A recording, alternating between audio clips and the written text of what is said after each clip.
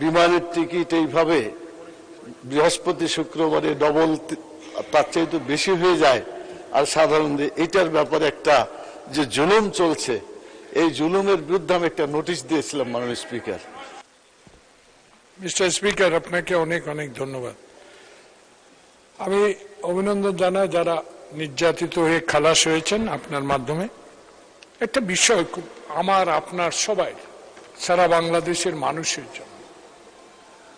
একটু আগে আমরা দেখেছি প্রশ্ন পর্বের বইয়ের মধ্যে গতকালকে একটি প্রশ্নের উত্তর দিয়েছেন মাননীয় টিএনটি মিনিস্টার, যে বাংলাদেশের 4টি টেলিফোন কোম্পানির কাছে 13,400 কোটি টাকার উপরে পাওনা।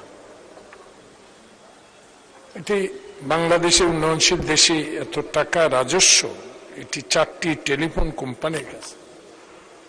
বিষয়টা এইভাবে জনগণ, যেহেতু আমরা জনগণের ভোটে আপনিও নির্বাচিত, ধরুন গ্রামীণ ফোন, বাংলা লিংক, রবি, টেলিটক সরকারের, এদের কাছে এত রাজস্ব, কিন্তু মাননীয় সংসদ সদস্যগণ ইতিমধ্যে সবাই জানেন, আমরা ধরেন 1 মাসের জন্য 1000 টাকা নেট আমরা কিনলাম। এটা নিয়ম আছে, বিধি আছে, বললো যে মেয়াদ উত্তীর্ণ 1 মাসের জন্য। 1 মাসে আমার 1000 টাকা খরচ হলো না, আমার 500 টাকা খরচ হলো, 400 টাকা খরচ হলো, কিন্তু 1 মাস পর সেটা অটোমেটিক্যালি মেয়াদ উত্তীর্ণ হয়ে যায়, টাকাটা ওদের ঘরে চলে। মাননীয় সদস্য কি পয়েন্টটা করতে চাচ্ছেন? মেক আউট করেন পয়েন্ট, টু দা পয়েন্ট। এইটাই আমি সংক্ষেপে, আমি আপনার 1 মিনিট জনস্বার্থে, এটা আমার ব্যক্তিগত স্বার্থ। বিষয়টা হলো এত 1000 কোটি টাকা এরা দেনা, কিন্তু আমাদের বেলায় কেন আরেকটি বেলা বিমান, শুক্রবার বৃহস্পতিবার যারা দূরে যায়, শুক্রবারে বৃহস্পতিবারের টিকিটের দাম 10,000, আর অন্যদিন 2800, 3000। এইসব বিষয়গুলো আপনার নজরে আনিম মাননীয় স্পিকার। মাননীয় সদস্য, আপনি নোটিশ দেন, যথাযথ নোটিশ দিলে আমরা সংসদে সেটা প্রয়োজনে আলোচনা হবে। নোটিশ দেন আপনি। ধন্যবাদ।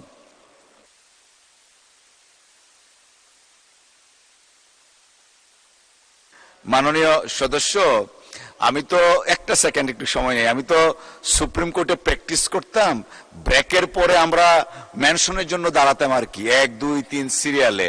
আজকেও কাইন্ড অফ মেনশনের মতো হয়ে যাচ্ছে। ওই যে Joynal Abedin, senior advocate Joynal Abedin sir আছেন এখানে, মাননীয় সদস্য, উনিও বোধহয় রিকালেক্ট করতে পারছেন। বলেন, যেহেতু অন্য দুজনকে দিয়েছি, আপনাকেও দেই সুযোগ। জি, ধন্যবাদ মাননীয় স্পিকার।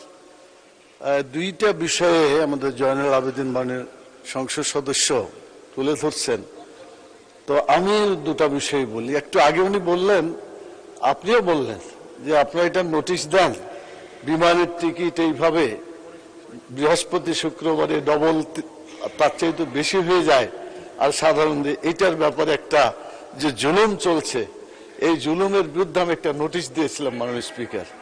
আপনি ছিলেন না, আমাদের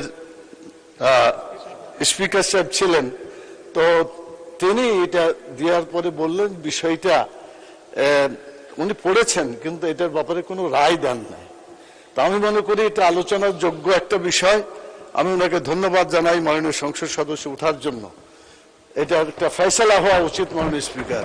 এতগুলা জাতীয় সংসদ সদস্য যারা আছেন, প্রত্যেকেই প্রায় বিমানে যাতায়াত করেন, তা এটা একটা মজলুম, শুধু আমরা নই, সাধারণ মানুষও তারা জর্জরিত। দ্বিতীয় যে পয়েন্টটা, এটা আমাদের বিরুদ্ধে হয়তো যাবে, গেলেও বলতে হবে, হক কথা অনেক সময় তিতা হয়। আল্লাহ রাসূল সাল্লাল্লাহু আলাইহি ওয়াসাল্লামের একটা হাদিস আছে, আল হাক্কু মুররুন, মানে সত্য কথাটা একটু তিতা। মাননীয় সদস্য, টু দা পয়েন্টে যাই আমরা প্লিজ। এটাই 1 মিনিটে, আমরা 30 সেকেন্ড হয়ে যাবে। মাননীয় সংসদ সদস্য, আমরা যারা এখানে আছি যারা পুরাতন সংসদ সদস্য, তাদের কাছেও এই টেলিফোন বাবদ, তারপরে বাড়ি ভাড়া বাবদ আমার তো মনে হয় যে অনেক পাওনা আছে, ডিফল্টার অবস্থায় আছে।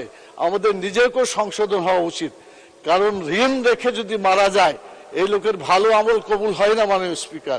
এজন্য জাতীয়ভাবে যে সম্পদগুলা আমাদের মাননীয় সংসদ সদস্য। মাননীয় সদস্য, you made your point, thank you, please take your seat. আর না, প্লিজ, আমাদের প্রসিডিংস চালাতে হবে।